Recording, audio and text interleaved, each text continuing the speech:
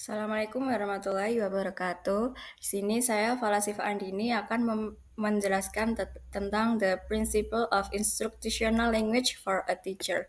Yang pertama ada know your learner. Jadi di sini sebelum mengajar, guru harus memahami kemampuan bahasa murid, latar belakang mereka, dan cara belajar mereka. Dengan begitu, guru bisa menyesuaikan cara berbicara dan materi yang diajarkan agar lebih mudah dipahami oleh murid.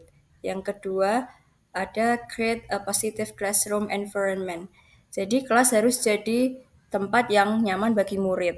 Mereka harus merasa aman untuk mencoba berbicara meskipun kadang salah. Jika suasana mendukung, murid jadi lebih percaya diri untuk belajar bahasa. Yang ketiga ada model appropriate language use. Guru harus berbicara dengan pengucapan yang jelas, tata bahasa yang benar, dan kosakata yang tepat. Ini supaya murid bisa meniru cara bicara yang baik dan benar dalam bahasa Inggris. Yang keempat ada use visual and real world example. Gunakan alat bantu seperti gambar, video, atau situasi sehari-hari supaya murid lebih mudah memahami materi yang diajarkan dan bisa menghubungkannya dengan kehidupan nyata. Yang kelima ada encourage interaction.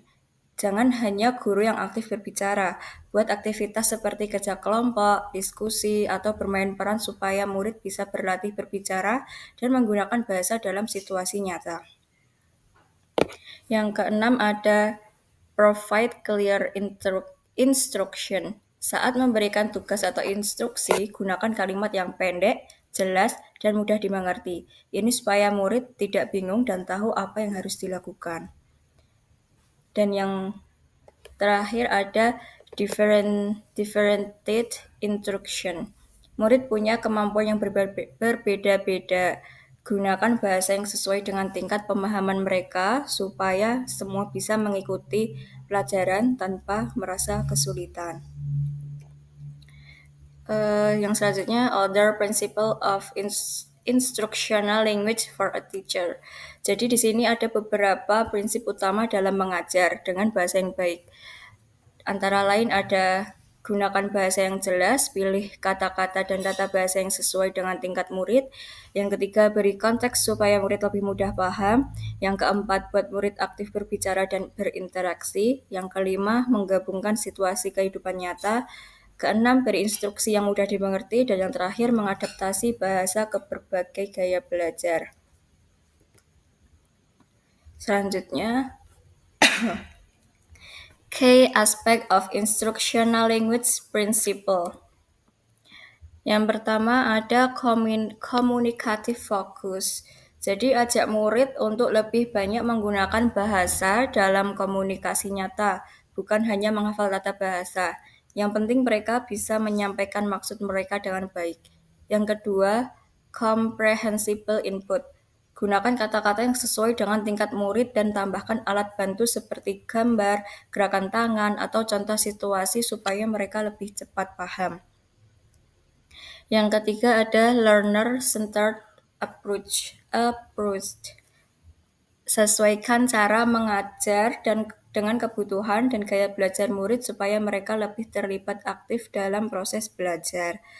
Yang keempat ada positive feedback. Saat murid salah, jangan langsung menyalahkan mereka. Beri koreksi dengan cara yang membangun supaya mereka tidak takut mencoba lagi. Yang kelima ada cultural awareness. Murid bisa berasal dari berbagai latar belakang budaya. Pastikan pengajaran menghormati budaya mereka supaya semua murid merasa dihargai. Dan yang terakhir ada variety of language structure. Gunakan berbagai jenis kalimat dalam pengajaran, seperti pertanyaan, instruksi, penjelasan, dan tantangan terbuka, supaya murid lebih tertarik untuk belajar.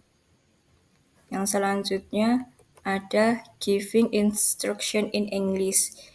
Jadi guru harus bisa memberikan instruksi dalam bahasa Inggris dengan kalimat yang sederhana dan mudah dipahami oleh murid. Hal-hal yang perlu dipertimbangkan, yang pertama ada item tata bahasa yang benar, yang kedua ada jenis kalimat yang benar, ketiga pilihan kata yang benar, dan terakhir konteks yang benar. Selanjutnya, teacher instruction in organizing the classroom. Yang pertama, pre-activity. Contoh bahasa yang digunakan di kelas yang pertama seperti sapaan, contohnya good morning student.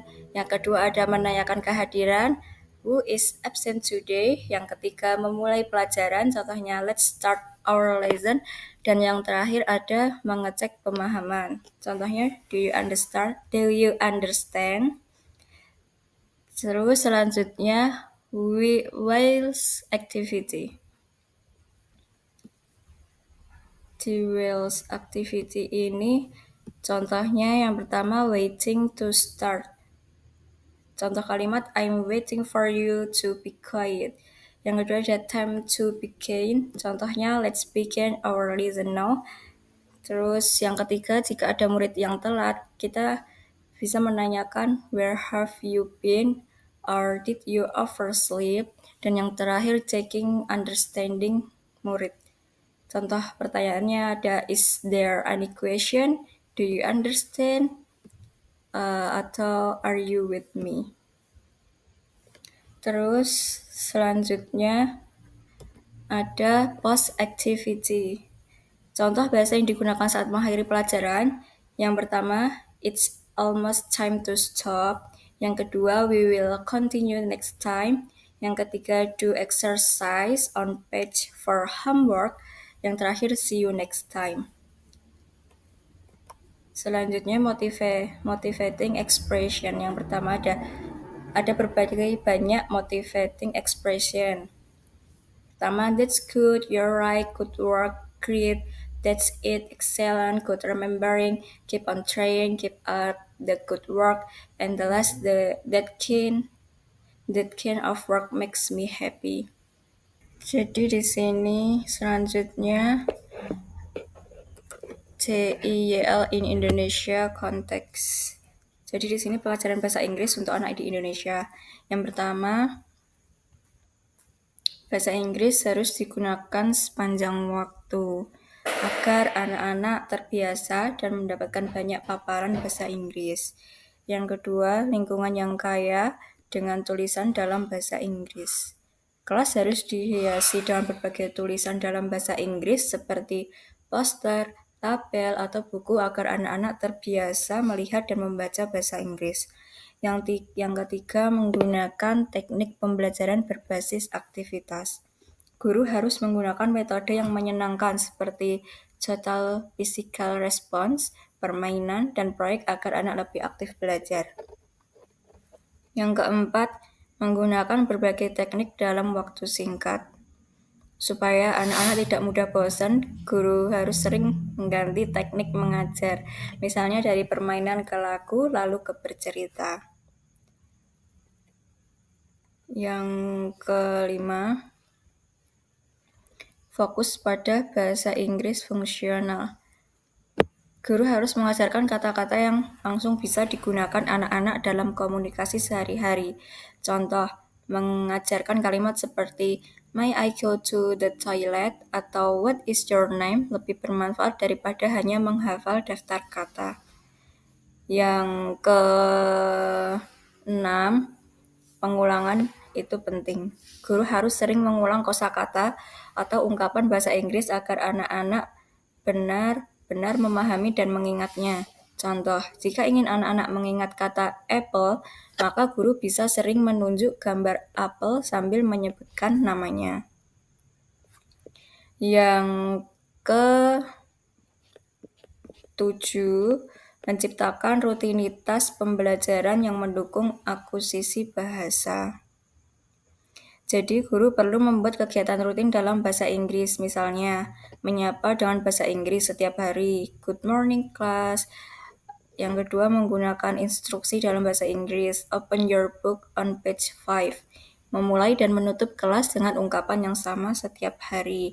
Dan yang terakhir, guru harus menguasai bahasa Inggris dan menjadi role model.